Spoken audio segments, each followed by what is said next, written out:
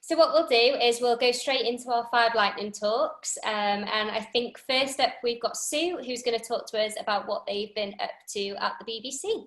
So, my name's Sue, and I'm a UX designer, and I'm working at the BBC, and I'm currently working in the Voice and AI department. I'm going to talk to you quickly tonight about the CoronaBot project that we've just been working on. Previously, I've worked on the BBC Kids Alexa skill. We've just launched a beta of Beeb, which is the BBC's new voice assistant, which is, as I say, it's in beta phase. And I'm currently working on a discovery phase for Voice on TV. So tonight I'm going to talk about CoronaBot. Let's see if I can move that forward. Okay. So this project actually came about because of the pandemic. We just launched the BBC voice assistant Beeb, like I said, and we had some internal tools which were like a simple Q&A interaction model. So we were thinking, like, can we utilize this elsewhere on different voice and AI, like use these tools to serve as voice chat and messaging platforms. And coronavirus actually was an unfortunate opportunity for us to help validate the value of this, of a new single source knowledge base, and also whether we can test those Q&A interactions. So why did we do it? Well, people were turning to the BBC News and submitting lots of questions across various touch points across the whole of the BBC News estate. People were frightened. It was such a fast-moving time. The rules were changing, and as a public service broadcaster, it was our duty to help inform. And we were trying to respond to the most pressing and frequently asked questions. It was also an opportunity to test audiences' appetite to see if they wanted to consume news information in a different way, a new way. And we wanted to understand, could editorial colleagues maintain the knowledge base regarding coronavirus? Like each day we had the daily briefings. Was it possible for them to maintain that as things move so quickly? We launched on Facebook Messenger chatbot because it was our quickest route to market. We had an existing BBC News Facebook Messenger in place, but we literally just hijacked it for the CoronaBot. And there was a dedicated team assigned to it from product, engineers, UX, and journalists. So what were the challenges? Well, Corona, obviously, like the lockdown, but we had to get it out the door for it to be worthwhile and of any value. Like, we did not want to miss the boat to provide that service.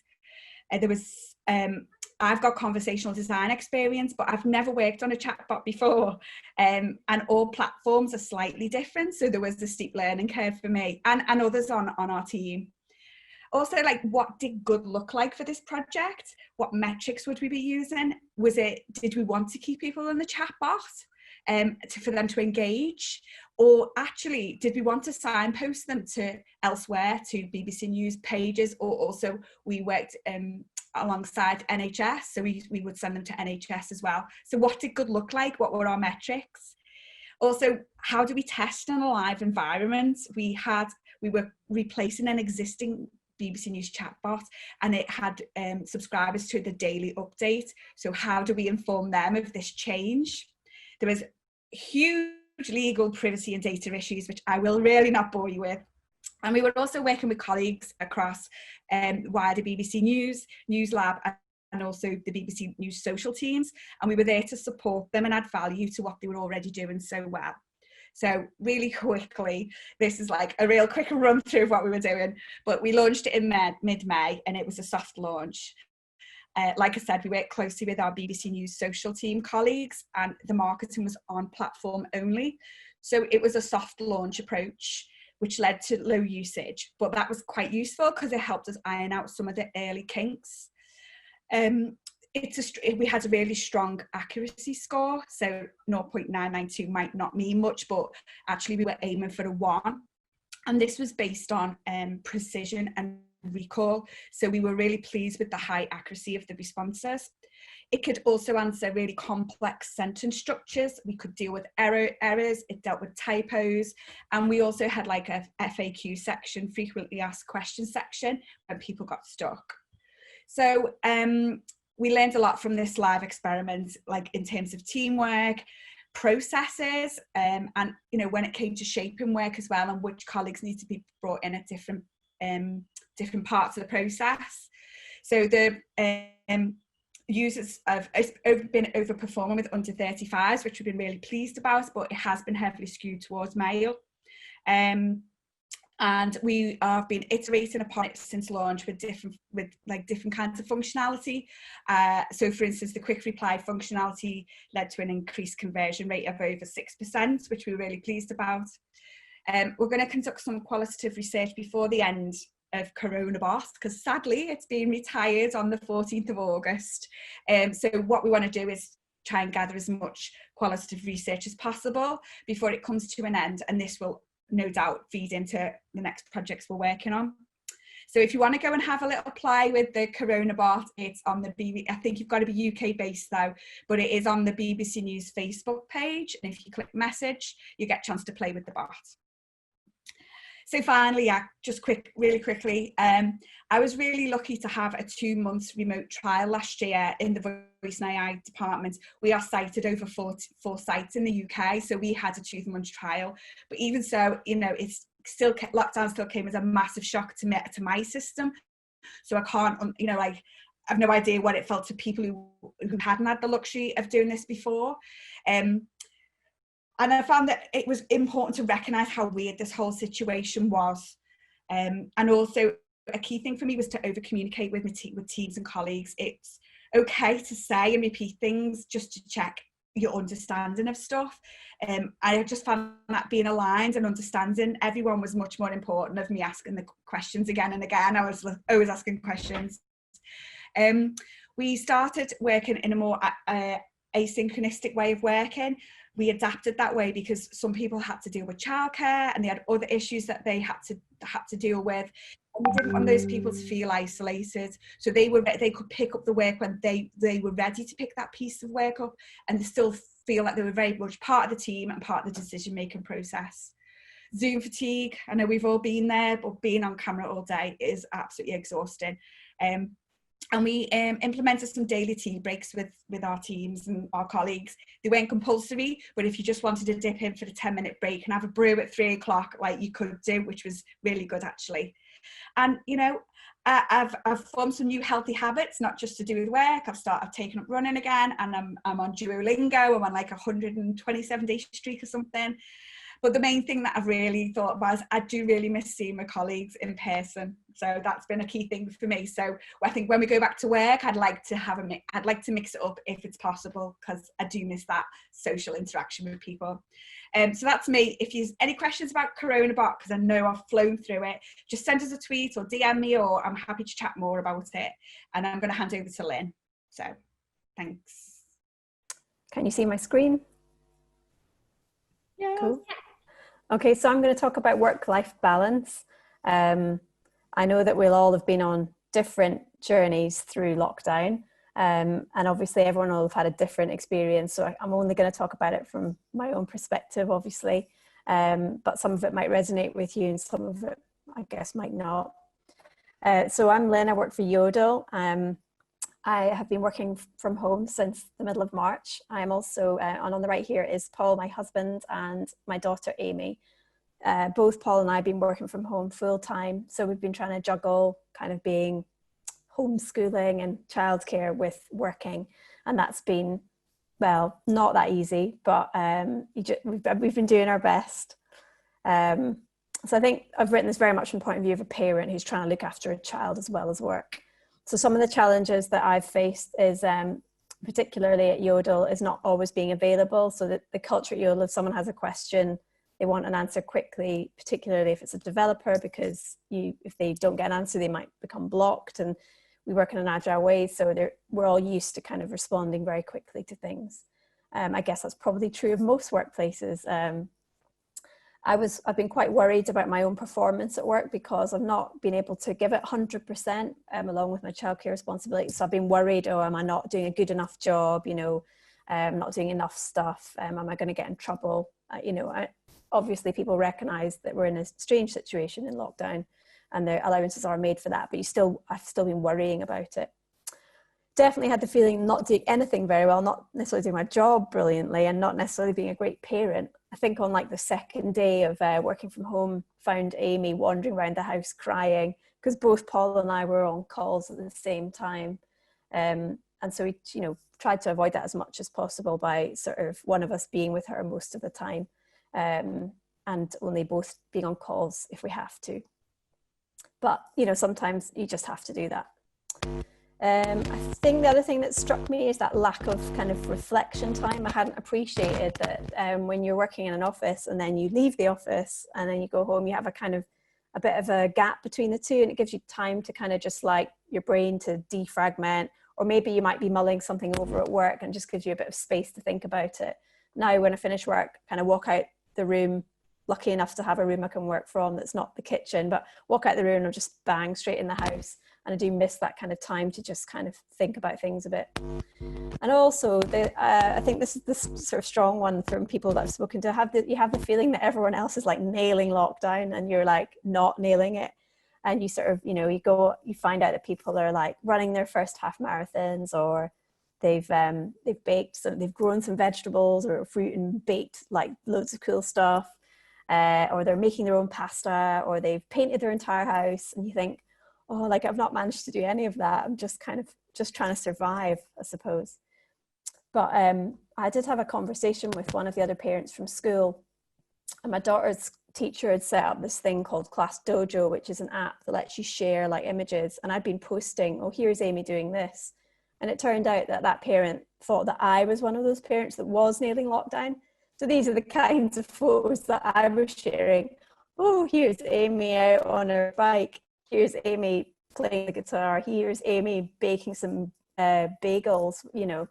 And so that made it look like obviously everything was amazing. But the truth was she was going crazy, dancing on the very messy kitchen table, creating a total mess in the lounge, and spending a lot of time watching telly in her pajamas or on the iPad. So like, it's kind of like that social media kind of myth that doesn't really exist. So it might look like I was nailing it, but actually it wasn't really.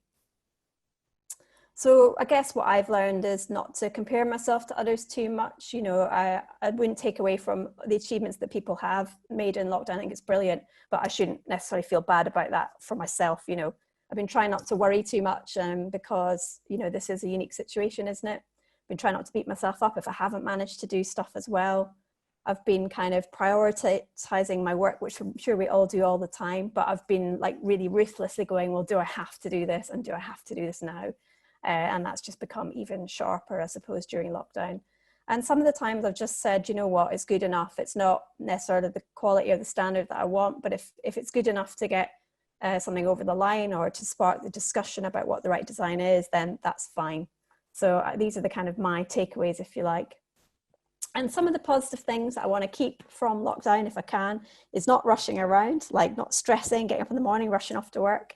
Cooking a lot more food at home is very nice, and spending more time with my family. And I think the big one is flexibility. I think, you know, like Sue, I've missed seeing people in the office, but I've really, it's made me really think about what do I value. And I think having that flexibility to work from home some of the time would be perfect. And it would just, I feel I'm really interested to see how workplaces respond. And if things do change, I'm assuming that they will. But certainly an employer who's offering that flexibility will be more attractive to me and many others, I would imagine, at this time. So that is my whiz through my attempt at work-life balance during lockdown. I'm going to hand over to Kate, who's going to talk about online user research. Yeah, so as I said at the beginning, I'm Kate, hello. So I work at somewhere called the Very Group, who look after very.co.uk. And my lesson learned that I want to talk about today is you can still conduct research at home, yay, which is good news for me and my team. So what methods have I been conducting from my kitchen, which is where I am now? So I think that one of the methods that we've been using quite a lot, and I think is actually probably easier to do online than offline, is card sorts. So card sorts, if you've not used them before, is a method where you can discover how people kind of normally understand and categorize information. So you would get your customers to kind of put things into groups or organise things in different structures. And before lockdown, we used to just finish the day with paper absolutely everywhere, and it was a nightmare. But since lockdown, we've been using a tool called UserZoom, which does have a cost associated, but even if you're on a low research budget, something like Trello can be really, really good for these sorts of card sorts. So that is something that we've been doing. The second method is co-design. So this is where you kind of put the customer at the heart of the designs and sketches you're creating. So, you can get your customers to co-sketch things or just to draw things out. And the idea here isn't really, to get the user to do your job. You don't just take the design and go, that's great, thanks. But what it has been really useful for is getting to people's underlying thoughts, because there's a lot of research that says, as humans, we find it quite hard to articulate how we feel and what we think. So, putting pen to paper and getting people to do that can be a really helpful tool. And a tool that's been good for that is something called Miro, which I'll come on to in a second. I think we'll be using it later on as well.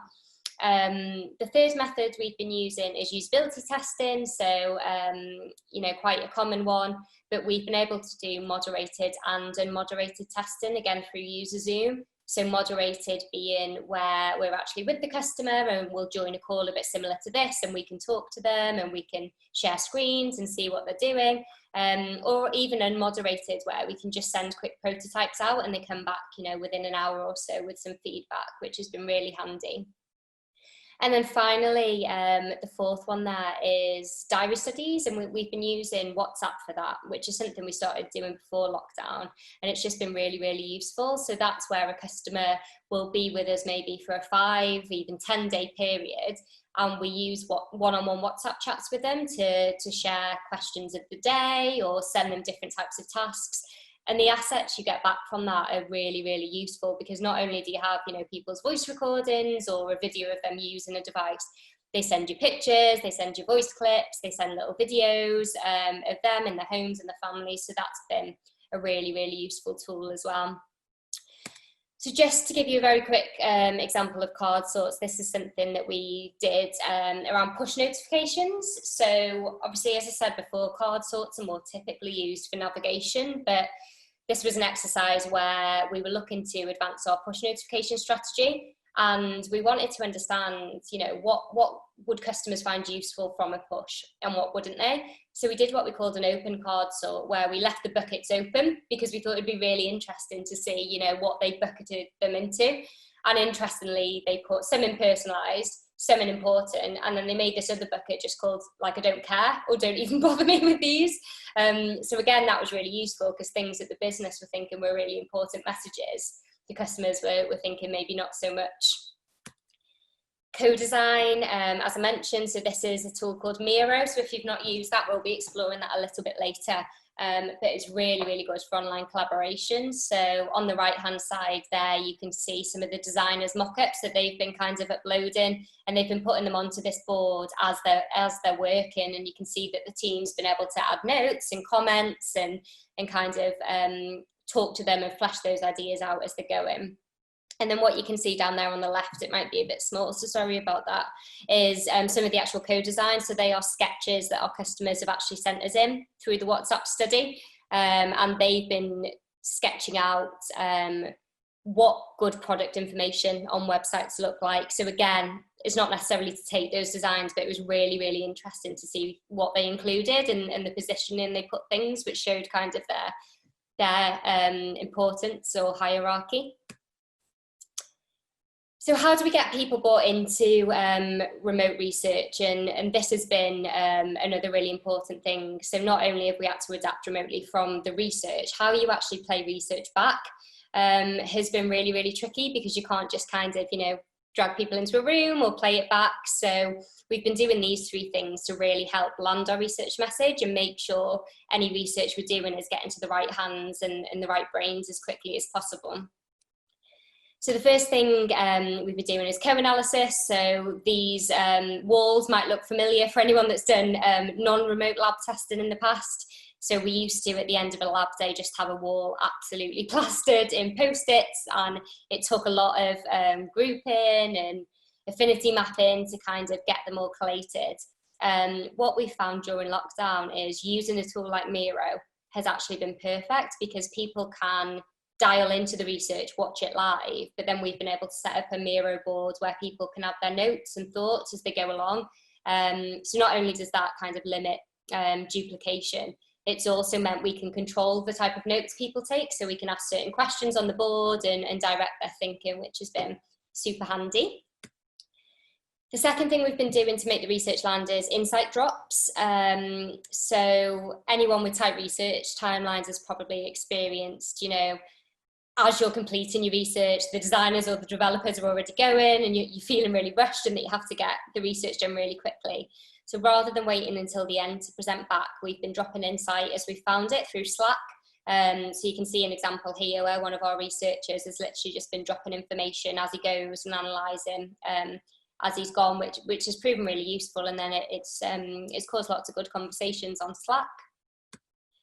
And then finally, a bit of a controversial one, but we've killed the PowerPoints, and we did a bit of research on our research methods, and we found that the researchers were spending a lot of time creating slides, which then again meant the insight wasn't getting into the right hands quickly enough. So we've developed some research reports, and you can just see a very small snippet there where it just very, very simply breaks down, what was the key insight, why does that matter, what does it mean? And we've been using that through our Confluence, which is where all our squads are working to kind of streamline things, which has been really useful. And then finally, just in terms of, what are the benefits we found, there's absolutely loads. So doing the research remotely has obviously meant, similar to this actually, we can reach out to the world and we can speak to customers anywhere, and we've got absolutely no limitations there. So, the inclusivity of our research has grown massively. The second benefit I'd say is customer comfort, because just like, we're working from home in our PJs, they're able to take part in the research from their own homes. They're not having to travel, and that potentially makes them much more relaxed and much more comfortable. Inclusivity has been a really good one as well. So our lab only used to hold 15 people at a max, and that would be very, very hot and sweaty if it was a full room. And everyone can now dial in or watch via links and keep up on Slack. So that's been a really great learning. And then the final two, for the stakeholders around the business are obviously really important. So the quicker turnaround times has been really interesting, because you're not having to kind of do as much recruitment, or the analysis has kind of been easier with the Miro boards, and cheaper as well, because obviously you're not having to kind of fund people for their travel costs, and we've got tools in place that can help us to do that cheaply and quickly. So yeah, overall, lots learned. Feel like I've rushed through that really, really quickly. But again, if you've got any questions later, be more than happy to talk about them. And on that note, I'm going to hand over to Suze.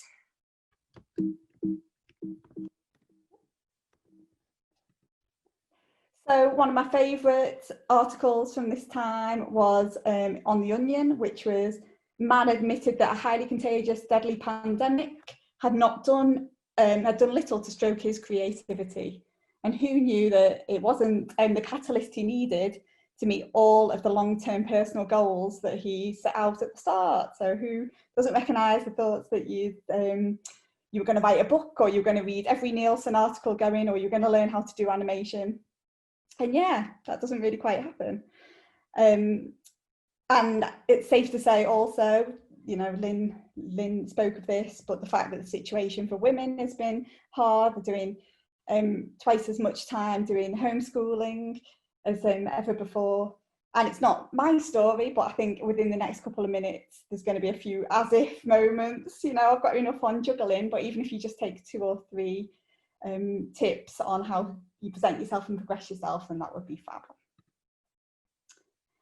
So the first thing is, how are you presenting yourself? How are you showing up to meetings? So this is my Lazy Suze Sunday afternoon Lazy Suze. I think if anyone was to ask me if they would believe me when I said, yeah, this project sounds great, I'm so excited, when I'm in my Lazy Suze mode, then that's not going to land well at all. So think about how you're turning up to these video calls, think about your body language, maybe stand up for a change rather than always being sat down.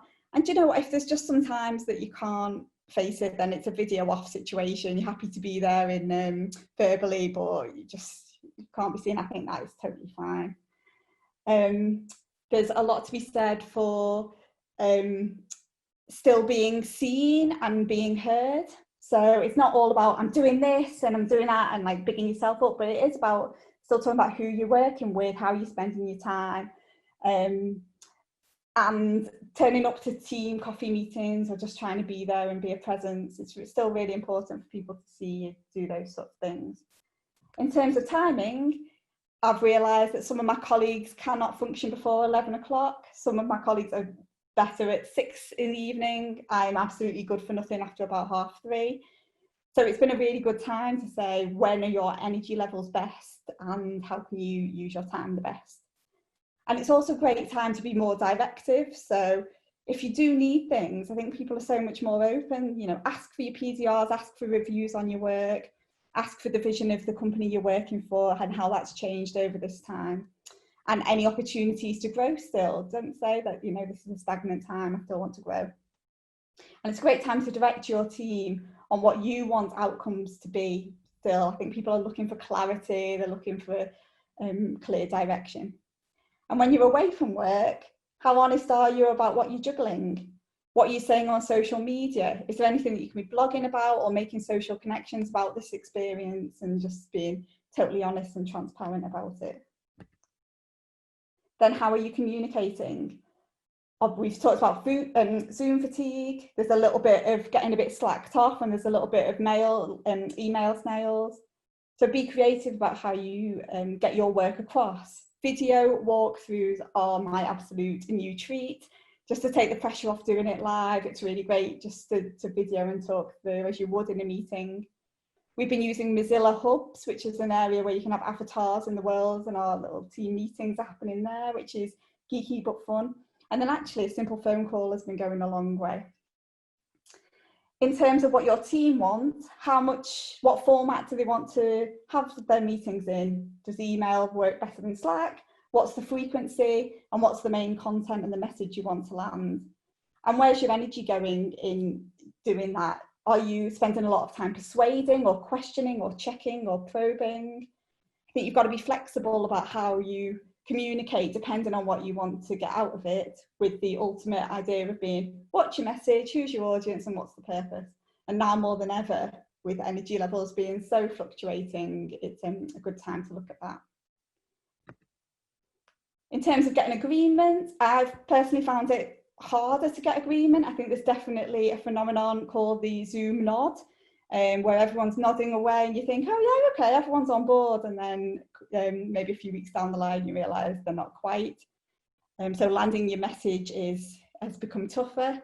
But I think to mirror what Sue said, there's things about being comfortable with being repetitive, setting up different meetings for different people, having little 15-minute chats on top of a 1-hour presentation meeting, and just really being creative and flexible. And then also, it's amazing, like the pressure of having this polished thing is removed. We can be so much more human. We can show lots more work in progress and show our real lives. And I think it's a great time to give your direct reports a chance to do their own things. So the amount of conferences I've been on where they've said, this is my first time presenting like this. And the moment someone says that, everyone relaxes and you're like, yeah, been in that situation, I know what you mean. In terms of being effective with your time, I think it's about understanding where your energy is going, getting the right balance, and just reframing your time and what matters to you. I think there's a massive thing about being able to lean on your team and asking them to skill up. So if you have extra time on your hands as well, don't lord it, but share it. Say, I could set up that Miro board for you. I could liaise with that recruitment person. Let me finish that for you. Let me start the thinking around that. And guess what? It's great for your team, but it's also really great for your personal development. So in 12 months' time, when you're talking about what you want to be doing, you've got all these fantastic examples of how you've stepped up. And just think about where you get your energy. So is it through getting stuff done? Is it through working with others? is it through having that extra time to think, which is an amazing gift, and also about helping others out.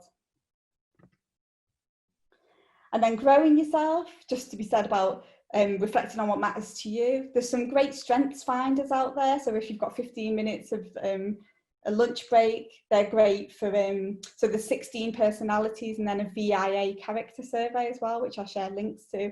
And they're really great for just making you think what you're acting on, doing more of what you're really good at, but then also trying to maximize the things that you might not be so comfortable with. And of course, online conferences. So this is an example. We've got people who would never have been able to make it to Liverpool. And there's some amazing conferences out there and talks. So I've done a lot of the Adobe Live ones, which are very around software. Some coaching ones around developing yourself. How To Academy do brilliant things. The service design at the Co-op did a fantastic get together, as did Agent Academy for their students. So just, there's so much out there, so just make the most of it. I'm going to pass on to Lorna. Okay, great. So yeah, I'm just going to talk a bit about running workshops online and how we've been doing that during lockdown. I'm at, so I'm Lorna.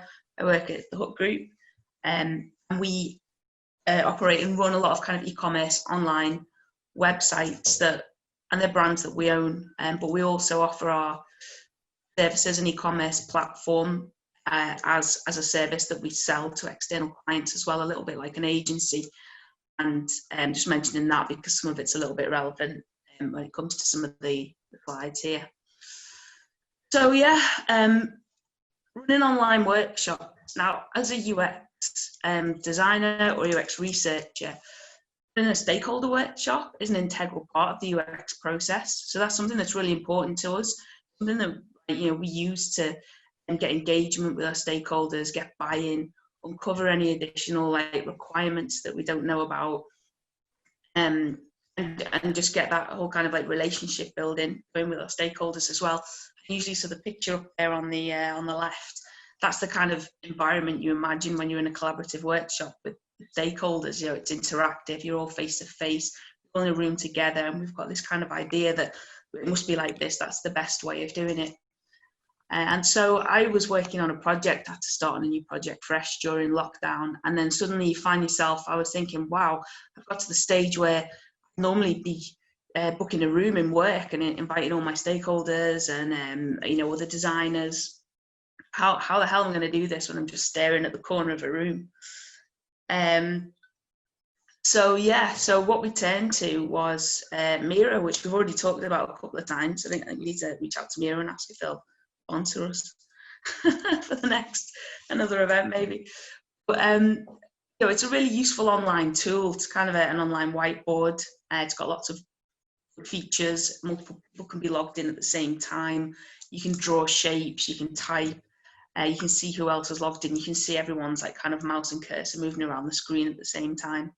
It's got a good free offering. We don't have a paid for account at THG at the moment, because we've also got InVision Enterprise. So InVision is an online prototyping and browser-based piece of software that a lot of people might be familiar with working in UX. And we've got the enterprise version of that, which has a very, very similar feature in it to Miro.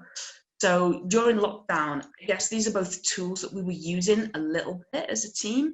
We'd kind of dabbled in them.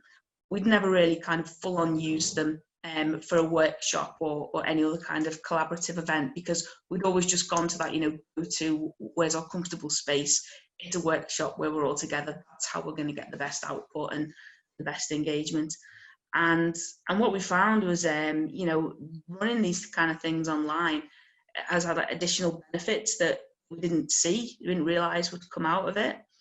And then, when we kind of, eventually get back into the office, I think we're going to turn to these kind of online tools, just when we don't need to. I mean, for example, we're based across 3 different office locations in Manchester, and some of the client partners that we work with, those external clients, it's globally. They might be in Europe, some in the US, And when we're running a workshop online, it enabled us to include those stakeholders.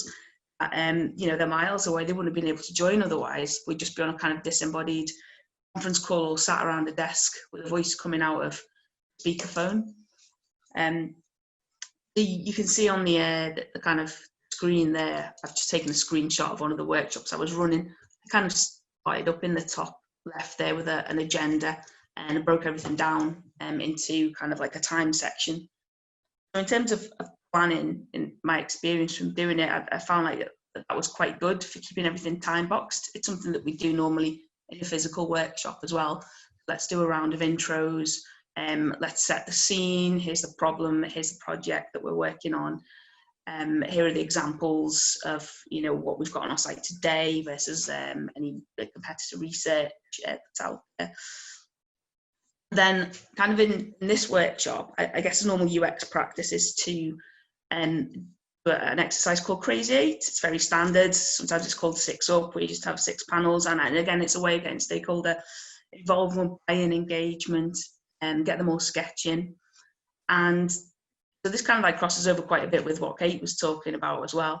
And so we can sketch and draw in the online design tool, or because I knew quite a few of my stakeholders might not have been super tech savvy, and when you're drawing in a browser as well, sometimes that can be quite difficult. I just literally said, can you just take out a pad? I told them to come to the workshop prepared with like a pad and a pen, and just draw out your design in front of you, take a photograph of it. If they'd been able to log into the Miro board, they could just upload it straight there. Or I said, if people are having technical problems engaging with the Miro board on that level, then just WhatsApp it to me. So I guess like another message there is to just make it work, like use a kind of all the kind of tools that are available to you to make something happen. Don't it could have been a stumbling block that not everyone in my session could log into the Miro board. This was kind of done on Miro, Microsoft Teams and WhatsApp, and it just worked really well. And you can see on there as well, we did some dot voting, and so everyone uploaded their sketch. We went around and talked about each one, and then we did like a round of dot voting, which is kind of another standard UX kind of tool we can use. And so go on to the next slide, perhaps.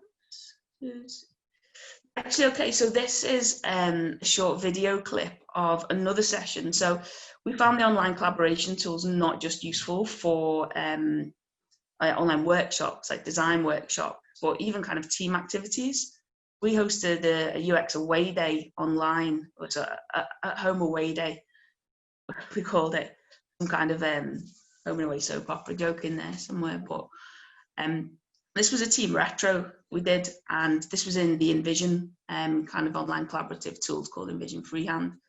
And you can just see there the kind of, even though we're all sitting at home at our desks, it was really engaging for people. You could all feel like you were kind of together working on something at the same time in real time. Yeah, so again, that was just like the kind of outputs from the original workshop session. I did a takeaway from that afterwards, and it was great because after the first workshop, I had like a bunch of things that I thought, okay, great, that went really well, but there are definitely things I could improve on for next time. One of them was pre-draw your dots out for people, because no matter what, like some people just going to find the drawing tools a little bit difficult, and it'll run smoothly if you've drawn all their dots out for them and they can just grab them and move them around. Another one is when people are kind of like sketching, if you're getting them to do that kind of interactive involved exercise, let's have some kind of elevator music ready in the background. It's something you do in physical workshops. It's easy to say, oh, I'll put on some music. What do people want? It's really easy for the atmosphere to go a bit dead when you're on a Teams call, especially if not everyone has like turned their camera on. So I just usually go for lo-fi beats now. Some nice background music, but it's good to have that queued up in advance. Another takeaway point as well was that, as I kind of mentioned just before, we were able to include stakeholders that were in different countries, completely different locations, and just the kind of tech is something that we might have seen ourselves and been aware of and being like, fine, that I know that kind of tool, it it's normal, but not all of your stakeholders have. And some of them were just blown away by the fact that we could be online in a tool like this at the same time. And we were getting lots of great comments like, that this tool is awesome. I can't believe we can do this. And then stakeholders that are being quite challenging and very serious to work with were suddenly kind of in bits laughing about who's stealing each other's docs and where are they moving them to. So it's definitely been like a positive experience and something that we probably wouldn't have tried or wouldn't have been. So we were forced into doing it, and it's a good thing. It's something that we'll keep on doing. On the next slide, Susan might just have pulled out some. Yeah, so key benefits, increased attendance. Another one. Yeah, sorry, I meant to say that was a big one. Usually, finding our work, it's hard to get stakeholders' time. If you want to put in like a 2-hour workshop, which you really find you need for a lot of projects, it's very difficult for them to get, give up 2 hours out of their day. And I started off doing these online workshops with just an hour, partly because I knew stakeholders within the business would respond better to a time slot like that. But what I found was that probably because everyone's working from home, and then probably because as well, when we book a physical space, people have to think about what location they're working from that day, and they're kind of like, oh, I've got to go to the airport office today, or I've got to go to the Media City office. I think it was much easier for people just to dial into. And again, that's like another reason why we kind of look to run these when we're back in the office environment as well. A big win as well was that, like as Kate mentioned before, a lot of your outputs are already documented. They're up there on the board. People have got invites to them. Your stakeholders can dip back in and add things if they want, comment on things. And that was like a massive benefit. And then there's lots of options for recording the sessions as well. So yeah, that's been our experience of getting into online workshops while we've been in lockdown. Happy to answer any more questions if anyone wants to hit me up with anything later. But we'd like to open up the floor to some questions. I think Kate's been sent a couple of questions already, so she'll start with those. But maybe if anyone's got any questions, have a little think and put them on the chat or message one of us directly, and then we can go through those Q&A. We were due to finish at 7, but we'll probably just overrun by like sort of 5-10 minutes, if that's okay with people. Feel free to go if you need to, but we'll carry on for a little bit longer if people don't mind that. Brilliant. Thanks, Lynn. Do you want me to start with that question I've just had? So I had a question through saying you talked about all the positives during lockdown. What were the biggest issues or things that you missed and could not be replaced digitally? So I think that's a really good one because, yeah, absolutely, we've learned absolutely loads. And I do hope that our research practice evolves as a result of that going forward. But I think the things you miss that there's not quite a tool to replicate yet are things like, reading people's body language, the emotion, the expression. That face-to-face just isn't the same on a screen. And I think it's been proven that our brain trigger different things versus a screen because it's a 2D image versus the actual chemistry of being with someone. So I think that's been the hardest thing. We've tried to do little things in the task that we wouldn't face-to-face, like maybe asking people to put an image on the board that represents their emotion throughout the journey, or small things that can help try and replicate that. But I'd say for me, that's been the hardest thing. And I think someone clever will make a tool that allows you to do that, or maybe we'll be doing it in VR in the future or something. But that's been the hardest thing to replicate for me. I don't know if anyone else has got a build on that. I think for me, one of the main things that I've found is, when you just sit with your colleagues and you just want to run something by them and you're like, have you got 2 minutes? Can you just see that? Does this make sense? I'm not sure about this. Can I just chat to you about this? And it feels like it's so much more formal now because you've got to get a Zoom meeting and, send them a URL and then, are you okay for 5 minutes? And I really miss that. And I feel like I don't want to add to people's time or screen time, but I still want to run things through past people and still ask the question. But I'm really aware of that, and I do miss that interaction.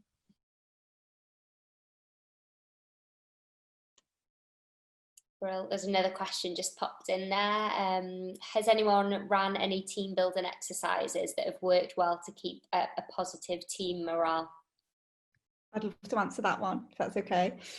What we've done every 2 weeks, we do a little online gaming session, which has been just fab. So it's about like making up your own story, and then each week you build up the story. And it's, you know, obviously in between doing that task, you have chats about what's happening in everyone's lives and stuff. But to make that 2 hours of time together every 2 weeks, and to be able to look back on that, you know, 12 weeks later and say we've developed this, has been a really, really good thing. And we're also looking at how we are doing our personal development reviews with people. So it's, you know, because it feels so less personal, we're thinking about what we're going to send in advance to people to fill out, and whether there are some more sort of personality surveys we can do to really get like needle into people's values and how they reassess what work life means to them after this time. And I know Lorna's done an away day, but we did a whole day away day as well. It was a summer fair, all on Zoom. Hopefully not too much Zoom fatigue, but I can share all the activities with you because it really was good. Awesome. Couple more. So another question: do you find stakeholders miss artifacts when you share quick, minimal research? Does it have less impact when they don't see the use of video, for example?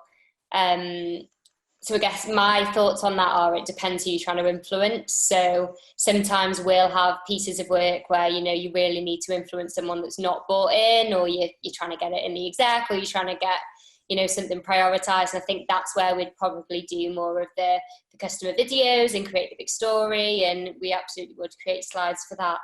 I think where the quick and minimal stuff works really well is because we work in project squads. Our outputs going straight into designers and the devs, so we're not really needing to influence as much as some of the other things, because it's all about just getting it through that project cycle as quickly as possible. So that's been my experience. I don't know if anyone else has got any builds on influencing stakeholders.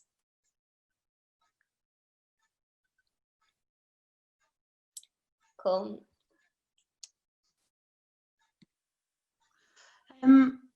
Am I on mute or am I talking? Classic Zoom moment.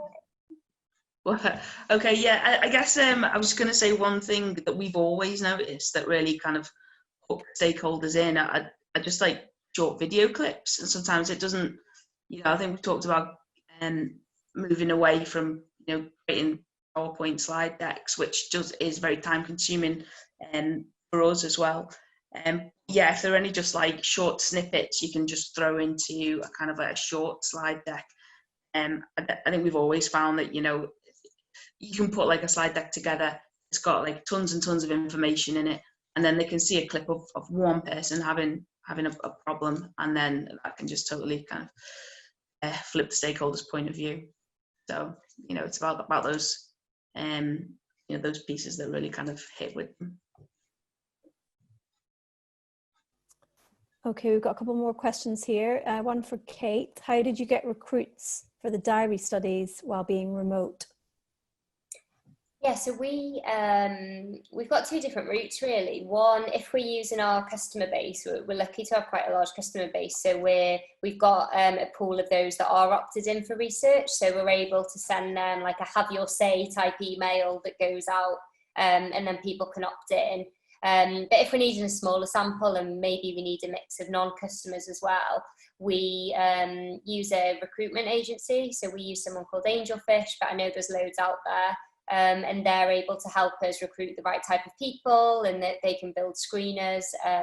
So for the diary studies recently, we've used them because we needed non-customers as well. Okay, and then we've got one for all. Has the customer's interaction and behaviours massively changed due to lockdown?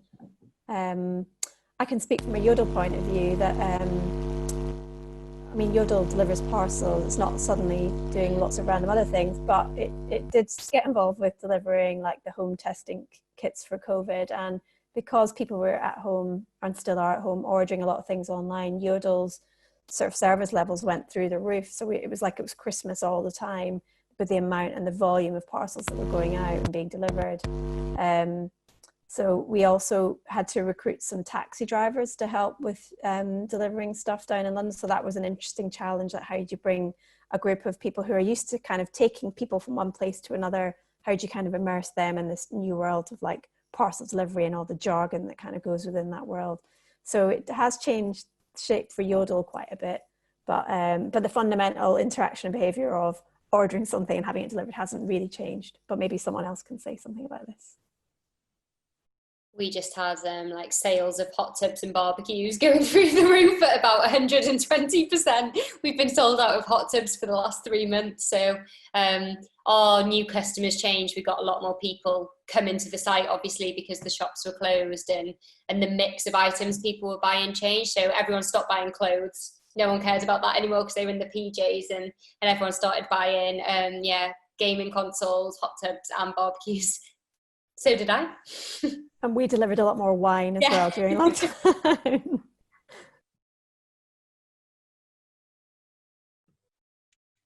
Great. So I think we're going to wrap up there unless there's any more questions. And just to keep in mind, we're thinking of a September meetup on the 23rd of September, which is a Wednesday. And we'll have a good think about what topics, if you've got anything at all that you want a bit of advice on, or maybe we'll pick up this workshop that we were going to do, but we'll give you plenty of notice and share any recordings with you as well. So yeah, thanks a lot. Thanks for attending. And just before we all go, I'm going to post in the chat the Miro board that we prepared for you. So if you want to have a look at the tool, you can just click on that link and have a little look around and just play and put stickers on and have a look at it. So yeah, thanks everyone. Please give us your feedback. I know that that's difficult in this environment, but if you can message us on Twitter or get in touch with one of us directly, that would be fantastic.